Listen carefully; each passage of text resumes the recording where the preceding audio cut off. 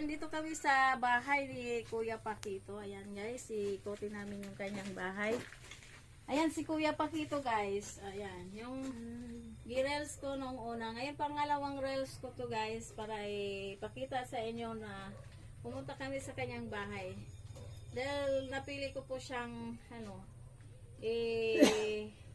sa upload kasi nakikita gusto ko siyang tutulungan sa pamamagitan po ng aking video na sana mapanood nyo guys kasi nga po siya yung gusto ko po makatulong sana kung mayroong sa kanya makatulong din na sponsor yan kasi po guys itinamot naman talaga yung bahay nyo bahay niya tsaka yung kapangatawan niya yan.